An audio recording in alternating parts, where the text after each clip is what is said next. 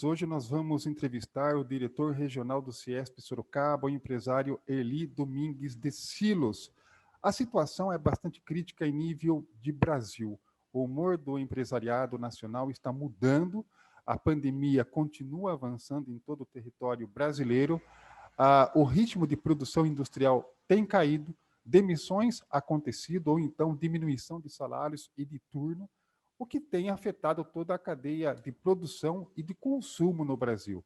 Mas, além disso, também nós temos um cenário econômico e político instável que vem aumentando a cada semana a partir dos acontecimentos em Brasília. Agora, entre as mais novas reivindicações que estão surgindo de movimentos liberais, políticos, é o impeachment do presidente Bolsonaro, uma CPI da Covid-19, pedido de impeachment de ministros do Supremo Tribunal Federal, 1.600 municípios que podem começar a ter a falta na produção de luvas se os casos de Covid continuarem aumentando. Nesse sentido, as empresas são fundamentais nessa cadeia de produção. Temos também a alta de alimentos, combustíveis e agora também o humor do empresariado mudando depois que o dono da Riachuelo e o dono da Van retiraram o apoio ao presidente Bolsonaro. Esse é o quadro que se manifesta e repercute no Brasil e em Sorocaba também. E a pergunta que nós gostaríamos de fazer para o diretor regional do Ciesp, Eli Domingues e Silos, é como que está o humor dos empresários aqui responsáveis pelo Parque Industrial de Sorocaba? Muito obrigado, bom dia, Eli. Bom, Reinaldo, prazer falar com vocês aí. A pandemia já é muito difícil de você tratar e conviver com ela, em função aí do longo período. Nós estamos aí há 15 meses já da pandemia, num momento difícil da economia, de um modo geral. Obviamente, em primeiro lugar, são as vidas perdidas durante todo esse período e a inconstância que a gente tem da maneira de como tratar isso daí. Ou seja, tardiamente começou a trabalhar com a vacina, embora a vacina vai demorar 6 meses, 8 meses até imunizar todo mundo, mas só politicamente você analisando a demora que vem isso daqui, você afeta o humor do setor industrial, da população como um todo. Agora, fora isso, você tem que ainda tratar com os egos políticos, tanto a nível de governos estaduais, quanto o governo federal, quanto o Supremo, Câmara, Senado, ou seja, cada um parece que não tem uma sintonia de trabalhar pelo bem do país. E agora, lamentavelmente não digo, mas o ano que vem nós teremos aí uma eleição e o pessoal já está subindo no palanque. E subindo no palanque, eles estão analisando muito mais, isso daí vale para todos, não é estadual, federal, municipal, lamentavelmente é para todos. Todo mundo quer ter um ganho político, um cacife político em cima de uma pandemia, em cima de vidas. Todo mundo fala ciência, o outro critica de um lado, mas de um modo geral, todo mundo está de olho na como que vai ser 2022, o ano político. E com isso daí, obviamente, além das vidas perdidas, da dificuldade que se tem de você trabalhar com isso, com essa maneira, ou seja, é um lockdown ou para tudo. Então, tem várias vertentes. A maneira como está sendo tratado isso daqui no Brasil todo já foi provado que não é correto. Ou seja, tem medidas que foram tomadas tempos atrás, hoje já está se mudando. Claro que você tem aí uma dinâmica ao longo do tempo da maneira como o vírus, inclusive, está se portando. Aparecendo novas cepas, essas cepas, talvez a vacina não seja condizente para realmente deixar a pessoa confortável. Então, hoje ainda é uma incógnita, está todo mundo um pouco no escuro para saber realmente o que vai acontecer. Agora já se fala que duas doses de vacina não é o necessário, já estão falando em 3 doses, estão falando em misturar uma vacina Coronavac com outra vacina. Então, conclusão, aparece tanto especialista do setor aí da ciência e acaba tumultuando um pouco. Agora, quem sofre mais com tudo isso daí? Obviamente, primeiro são as vidas perdidas, mas o trabalho, a recuperação econômica.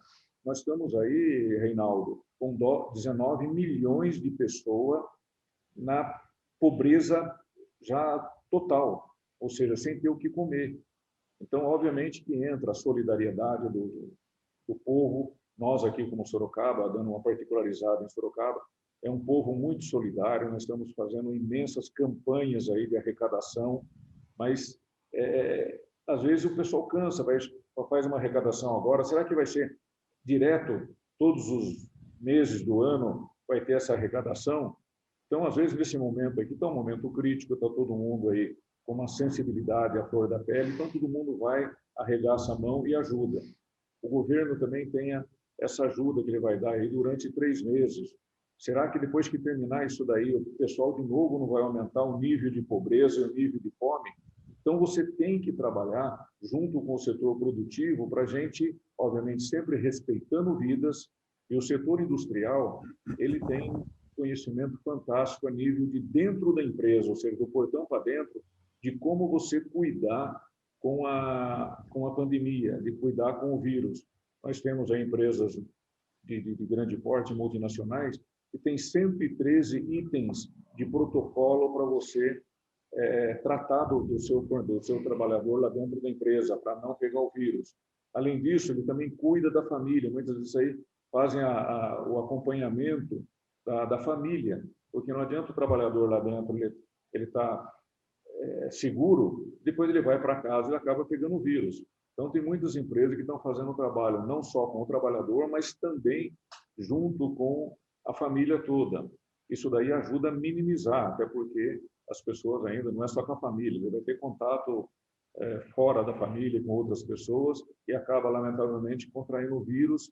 Então, isso daí acaba afetando, de um modo geral, o dia a dia das empresas. Um minutinho. Uhum. Então, eu acho que todo esse trabalho tem sido feito no setor industrial e acho que, de um modo geral, aí, todos os setores, inclusive comercial, também está se trabalhando muito com isso daí. Então, eu acho que esse caminho ajuda a minimizar todo o impacto que está tendo. Tanto é que nós tivemos aí, nos primeiros meses, que foram março do ano passado, nós tivemos aí 2, 3 meses aí de uma queda muito brusca da economia.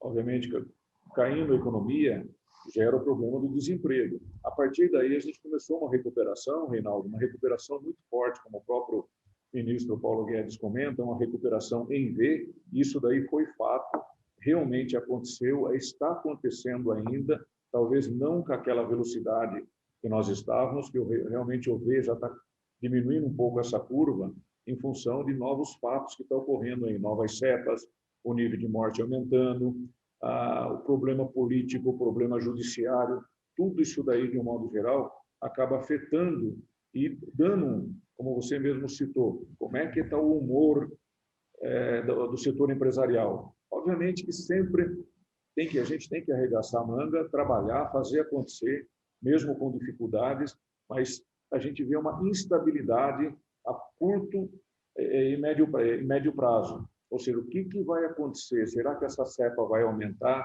Será que o problema político não vai atrapalhar ainda mais o sistema judiciário, que toma as medidas monocraticamente, depois vai ao colegiado, já toma outra, um ministro briga com outro, ou seja, tudo isso daí, de um modo geral, acaba afetando o setor produtivo e principalmente afetando o nível de emprego e das pessoas que estão mais na vulnerabilidade social. Então, a gente não é só preocupar só com a gente está indo bem, mas e o entorno nosso? As pessoas que estão com vulnerabilidade social. Eu acho que o setor empresarial hoje, ele tem que olhar o contexto de um modo geral. E isso a gente está olhando muito, muito forte. Depois a gente pode até fazer uns comentários sobre as ações que o setor industrial, via Ciesp, Fiesp, via SESI, via Senai, está fazendo para minimizar esses impactos nesse setor, principalmente nesse momento de pandemia, Reinaldo. Aqui em Sorocaba, como que estão essas ações? Como que elas têm sido realizadas, Eli? As ações que nós estamos... Isso. Então, nós temos aí o setor que foi lançado agora em março, o oxigênio salva a vida. Então, a indústria trabalhando, captando cilindros de oxigênio junto com as indústrias, que são cilindros industriais, mas estão fazendo com que devolva esse cilindro para o fabricante depois é feita uma higienização desses cilindros e depois já é vazado, colocado gás novamente, gás medicinal, e levado para os hospitais, com isso daí salvando vidas. Nós tivemos aí até o último levantamento, no final da semana passada, mais de 3.300 cilindros que já foram tirados. Começou, obviamente, dentro do próprio Senai, todas as escolas do SESI e do Senai, tirando o cilindro e mandando para as empresas para daí elas fazerem a higienização. Daí que estamos fazendo um trabalho junto com as indústrias, de um modo geral, fazendo esse trabalho. Então, são mais de 3.300 cilindros que já foram devolvidos, higienizados e voltados, salvando vidas. Então, só interrompendo, Eli, então isso é importante porque, seja nesse cenário regional de Sorocaba, no entorno onde o Ciesp e Fiesp estão, e o Senai, o risco de faltar oxigênio diminui, correto? Repete o finalzinho, por favor. O risco de faltar oxigênio para os hospitais com essa ação diminui consideravelmente, né? O que aconteceu em Amazonas, eu acho que não vai ocorrer aqui no estado de São Paulo. Eu não posso dizer em outros estados. Até porque o próprio governo também está partindo aí para fabricação e comprando novos cilindros. Com mais essa campanha que está sendo colocado, eu acho que no estado de São Paulo esse perigo não vai existir. Vai sempre trabalhar ali no limite, mas eu acho que a nível de faltar, gerar o problema aí, como ocorreu lá em Manaus e o Brasil inteiro acompanhou, nós não devemos chegar nesse ponto aqui, tá, Reinaldo? Uhum. Fora do cilindro, nós temos também dos respiradores. Tem uma escola do Senai em São Paulo, aqui na Vila Leopoldina, ela ficou uma expertise para reformar e fazer manutenção dos respiradores. Então, todos os respiradores dos hospitais públicos, somente públicos, vai para o Senai, isso daí, o Ciesp aqui, a gente pode intermediar isso daqui, a gente retira ou o pessoal leva no Senai, vai para São Paulo, é feito toda uma análise e volta para o hospital esse respirador que estava parado, que não estava salvando vidas, volta totalmente recondicionado e volta a salvar vidas novamente. Nós estamos com uma campanha agora no SESI de coletas de alimentos. Nós tivemos até a última... Deixa eu ver se eu tenho os dados aqui. Já arrecadamos 69 toneladas de alimentos, também do setor industrial, da comunidade como um todo. Essa daí é feito cestas básicas e também levado para as famílias de maior vulnerabilidade social. Então, são esses tipos de ações. Por exemplo, no ano passado, no pico da pandemia, nós fizemos álcool em gel em frascos, mais de 100 mil que foram distribuídos. Nós tivemos aí 1 milhão de máscaras que foram distribuídas para os hospitais. Inclusive, aqui em Sorocaba, eu fiz uma requisição junto e entreguei 5 mil máscaras para o Padre Flávio, na Santa Casa. No inverno passado, nós tivemos aí uma campanha de 100 mil cobertores também para as famílias de maior vulnerabilidade. No ano passado, o SESI distribuiu mais de 9 milhões de refeições, ou seja, todas as escolas do Senai do Estado de São Paulo usaram o seu refeitório, que tinha parado as aulas, e foram feitas as marmitas, né, de refeições e distribuído para todas as famílias de maior vulnerabilidade. Foram 9 milhões de refeições que saciaram a fome de muita gente que estava em dificuldade. Então, isso daí é a indústria trabalhando para o bem-estar num momento crítico, num momento difícil para a comunidade. Nós vamos ter na parte da tarde, inclusive, vou ter uma reunião à distância, junto com algumas indústrias aqui de Sorocaba, para a gente também verificar, junto com a Prefeitura Municipal, o que nós podemos ajudar nesse momento tão crítico que nós estamos passando. Então, além da gente buscar, produzir, gerar emprego, nós também estamos de olho aí nessa parte social, Reinaldo. Essa junção de forças é fundamental porque oferta até uma segurança para as pessoas que estão desassistidas e passam a ter uma assistência, a receber uma cesta básica para justamente manter essa esperança, né? Da mesma forma, como que estão hoje, como que está o ritmo das empresas em Sorocaba? Havia Houve até uma reunião do senhor com o prefeito recentemente para discutir quais poderiam fechar e quais não, porque existem indústrias que são essenciais, não podem parar, né? Como que está esse cenário hoje? Não, hoje, aparentemente, está tranquilo. Aquilo lá foi um momento, um caso pontual, que o governo decretou aí, não digo lockdown, mas teve que parar um pouco o setor do comércio, o setor público, de um modo geral, e a gente mostrou para o prefeito e para toda a equipe dele que o setor industrial, ele faz, como eu citei para vocês, tem empresa aqui que tem 113 protocolos de de higienização dentro da empresa, ou protocolos sanitários. Então, por exemplo, você tem um turno de trabalho. Terminou aquele turno, vem um pessoal de limpeza em todas as máquinas, botoeira, faz toda uma higienização. O próximo operador do turno seguinte, ele não pegar uma possível contaminação do que antecedeu. Os ônibus são fretados das grandes empresas, são fretados e totalmente higienizado. A cada viagem que é feita, totalmente higienizado, e depois trabalha com meia lotação, ou seja, para ter um distanciamento dentro dos ônibus. Então, com isso daqui, na realidade, praticamente minimiza muito, muito forte o nível de contaminação dentro das empresas. Claro que, às vezes, você pega algumas empresas pequenas, acaba utilizando ainda o sistema coletivo. Tanto é que no primeiro dia que teve, por parte do governo municipal, ele determinou que iria ser 40% dos ônibus só que iam circular. Obviamente que deu uma lotação naquele dia. Imediatamente, o prefeito, já a partir das 9, 10 horas da manhã, ele já determinou que a frota voltaria a 100%. Então, no dia seguinte, praticamente tranquilo a nível dos ônibus. Eu acho que aí já foi provado por vários especialistas que o nível de contaminação dentro do sistema coletivo, aqui em Sorocaba ou em São Paulo, no metrô, é muito forte, até porque as pessoas ficam em pé, lotado totalmente o ônibus, e as pessoas, obviamente, acabam tirando um pouco as máscaras, ou muito proximidade, e acabam contraindo. Então, esse ponto aí, a nível do setor industrial, a gente mostrou para o prefeito que a indústria poderia trabalhar, até porque tem uma lei federal e uma lei estadual que é considerado todas as indústrias como essenciais. Então, baseado nisso daí, foi feito um decreto por parte do prefeito e a indústria trabalhou nesses 4 dias, né? Foram quarta e quinta, depois sexta foi feriado, depois segunda e terça da semana subsequente.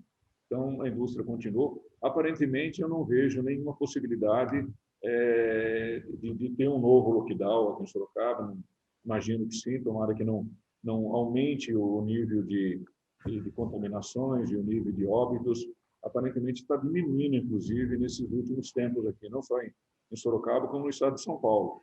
Tanto é que no estado de São Paulo também já entrou na fase vermelha agora, mas estava numa fase mais crítica, entrou na fase vermelha a partir de hoje, e com uma possibilidade de, no final do mês, entrar na fase amarela. Uhum.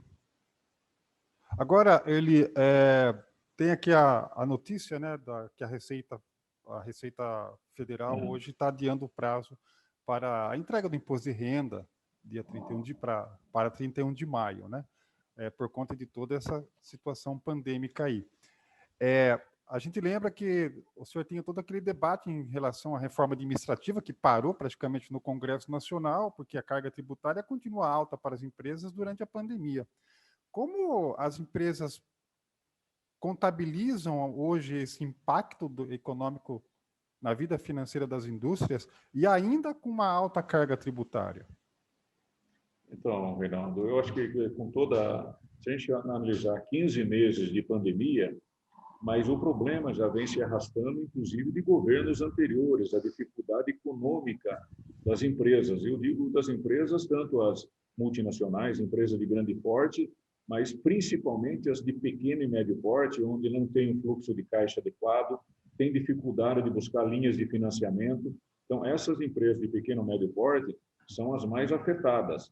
E com isso daí, obviamente, muitas empresas, lamentavelmente, em função das crises de governos anteriores, mais a pandemia,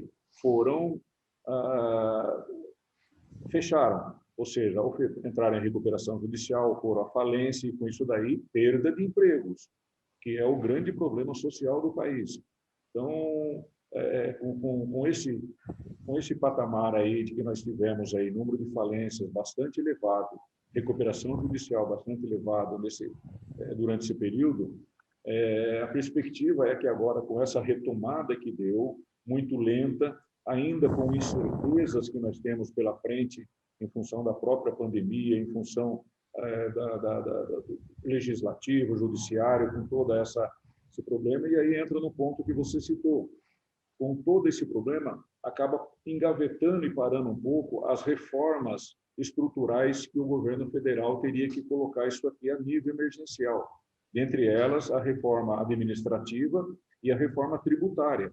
A reforma tributária são um dos pontos fundamentais que nós, como setor produtivo, analisamos para destravar um pouco a economia, ter um pouco mais de justiça a nível de contribuição de impostos, porque a gente falou em recuperação no Brasil, mas a dificuldade que nós temos a nível de competitividade no cenário externo, e quando a gente fala no cenário externo, não é só exportação, é a gente fornecer no mercado interno, que se você não tem competitividade, você acaba abrindo a porta para vir produto lá de fora aqui também, inibindo a nossa entrega, a nossa fabricação de produtos aqui no Brasil. Então, nós temos a dificuldade de produzir e competir aqui dentro do Brasil e competir fora do Brasil. Ou seja, quando você vai exportar um produto, você exporta um produto e um outro X de impostos.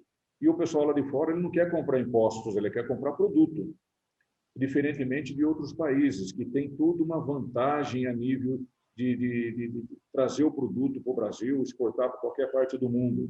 Tem vantagem, e essas vantagens, obviamente, acabam confrontando com o nosso sistema pesado, engessado, que não é só a carga tributária que a gente fala, é o engessamento e as dificuldades que se tem de você lidar com as leis brasileiras.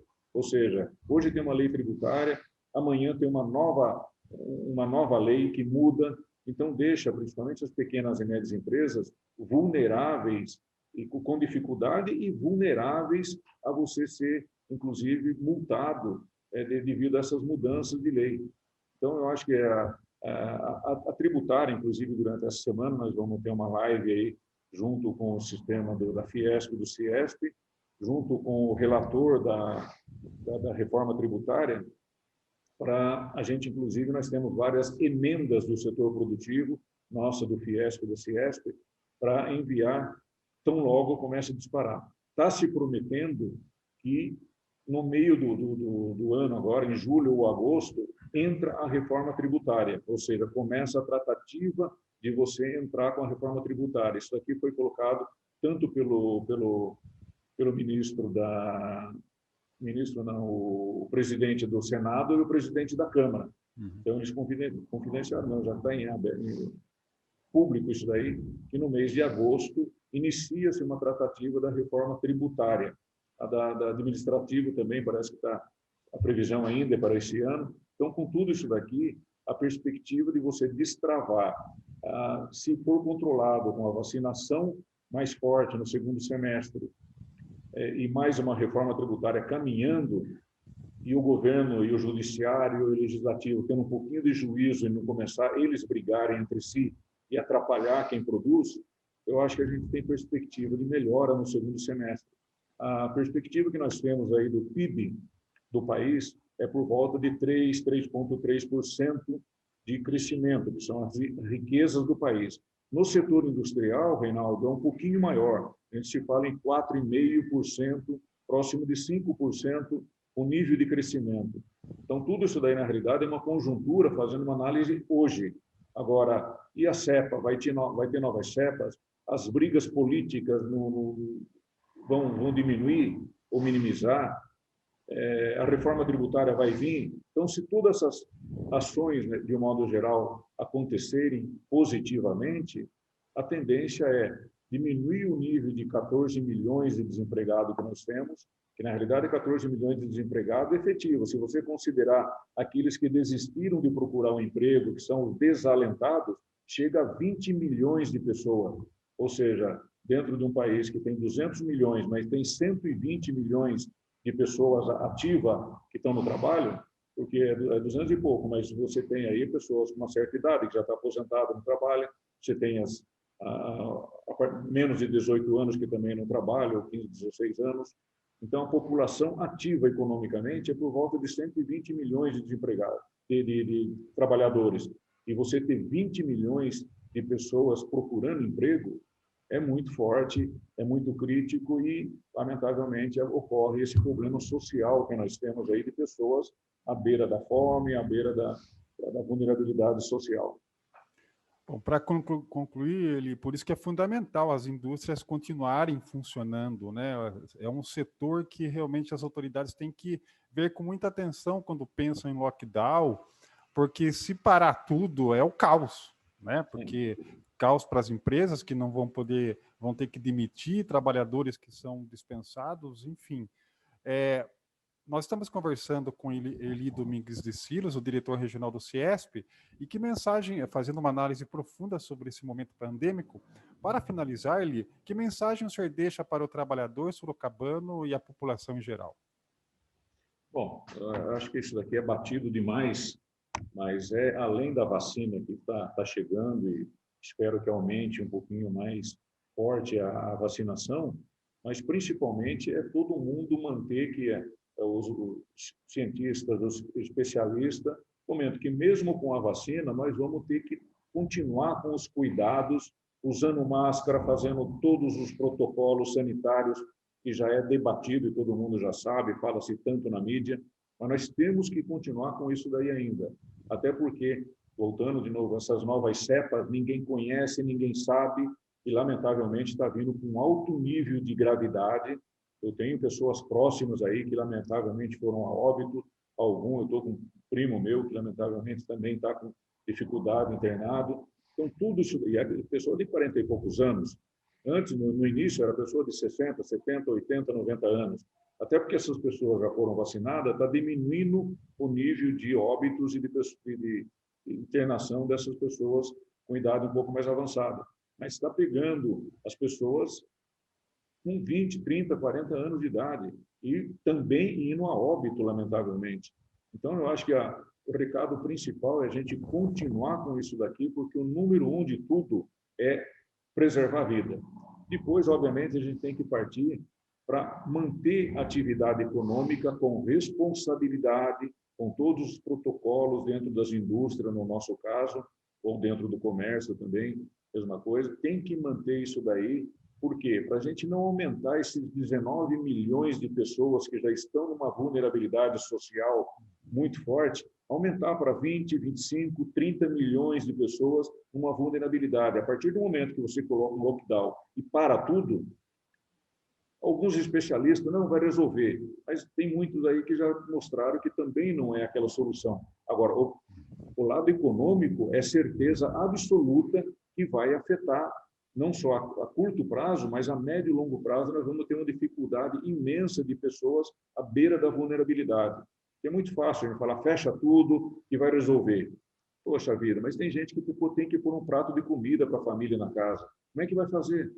Então, eu acho que o conselho realmente é a gente manter ainda essa higiene de usar máscara, esses protocolos, continuar trabalhando com toda a segurança, e a indústria está um conhecimento muito profundo a nível desse trabalho com segurança, até porque eu acho que não é pessimismo, não é nada, mas eu acho que vai continuar esse resto de ano e é possível que 2022 ainda permaneça. Então, nós temos que se adequar à nova realidade daqui para frente. Quando vai terminar isso daqui? Vai ter que ter 2022, 2023 novas vacinações? Ainda está tudo um pouco no escuro, está tudo incógnito. Então, eu acho que nós temos aí realmente um desafio muito grande pela frente, mas o desafio a gente tem que encarar, não adianta a gente abaixar a cabeça, parar, esmorecer. Pelo contrário, temos que erguer a cabeça, buscar com toda esses protocolos sanitários, mas continuar a atividade econômica do país.